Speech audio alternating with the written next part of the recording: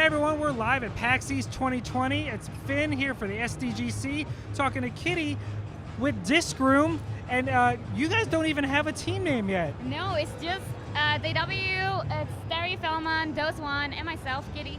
So, should we come up with a name for you right now? I don't know about that then. We have to change all press stuff. It's not gonna be nice. So, well, that's awesome. No, you know what it is with video games? Often it's made by like a lot of people and only a few people get credits, and I feel it's really important to give everyone credits on the team. It's just us four, and like I feel like we all put so much of ourselves into the game, and it's like a shame if we don't like say that's by us four. Right, and that's the smart way to do it. And also, speaking of your game, Disc Room was just announced by Devolver, of all people. Good job on that. How did this come about? Disc Room is like a game that came about through like our love for really good and bad sci-fi movies. Yeah, basically, it's a narrative sci-fi dosh 'em up. What you do is you know when you have like a sci-fi movie and you have this feeling of like entering a new space and you have no idea what to do and like what to expect, and we kind of want to like capture that feeling and put it into a video game, and that's Disc Room. That's awesome. And where are you guys based out of? So the W and I are based in the Netherlands, and Terry is from Brazil, and Dose is from the States. Okay, that's way more international than I expected. How did you all even meet up? So I think the W and Dose1 go back like a long, long time ago, and Terry is someone I've met like a few events ago at E3, and I was like, hey, he's a cool guy. So how long has this game been in development, and how did Devolver get involved? This game has been in development for like, I don't know, like almost a year, but not like we haven't been working on it full time. Okay. And Devolver, yeah, I don't know, like it's just very nice to have someone who's like taking care of localization, testing and all that kind of stuff, so we can like focus on the game and make it as good as we can get. Exactly, you can just focus on the development of it. What is something, if you had to explain Disc Room to somebody besides giant whirling death traps, how would you describe it to people that have never heard of it before? Ooh, good question. JW, you want to jump in and answer? Oh, I get all the tricky questions.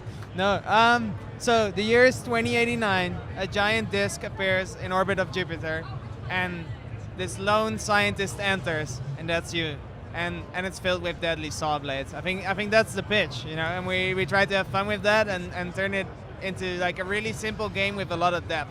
Well, see, now here's the question I have, because it's the one that enticed me the most from your trailer, is that you talk about it being an action, but you also mentioned puzzles. Yeah, totally. But I explain how the puzzles fit in. So like, part of the game is, all right, there are deadly discs and you don't want to die, but then the other part is what kills you makes you stronger in this game. So really? Doors have goals, and it sometimes might be like, all right, survive 10 seconds, but it gets more complicated like that. You want to die from 4 different disc types, or you want to do weird secret cryptic stuff. And the further you get into the Disc Room, the weirder it gets, and the more it becomes like a mystery, right? Like, why is this thing even floating around Jupiter? You know, like what is happening? And you try to get to the bottom of that without, you know, losing your mind. So my next question for you, is this a game where, is it procedurally generated, or is every room structured to be, like if you die, is it going to be the same room until you beat it?